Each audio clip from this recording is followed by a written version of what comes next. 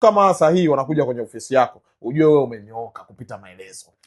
Dada yangu kamaliza, kumbe alishatapeliwa, maskini ya Mungu. Sasa na kumtapeli dada kama huyu, anatafuta kwa jasho, imagine huko, anaacha familia yake, ana riski China huko, na kumtapeli. Utapata laana, ndio maana amuendelee. Mwana ile kila siku QFK mnajenga matawa, QFK mnaanzisha QFK mara logistic. Baraka kutoka kwa hawa.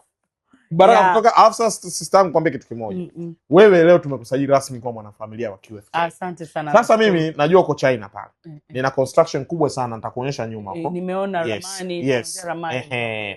Sasa mimi nataka pale China wewe utupambanie tupate vitu vyote vya finishing, kuanzia plumber, electrical, sawa, aluminium, tiles, sawa, vitu vyote vya finishing. Yani ukiwa na project kubwa kama ya kwako, actually tunaongea na Watanzania wote sasa, kama una project kubwa kama ya kakangu hapa Kasim, usisite kunicheki. Yani kweli tunakupa machimbo yote. Yani unapata tiles kwa bei ya kutupa, unapata taza, yani hakuna kitu ambacho unakosa.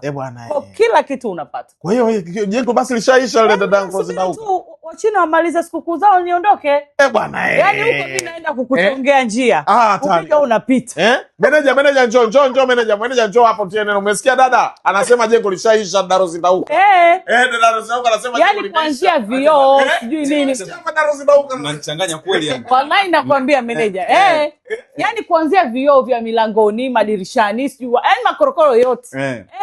Kwa hiyo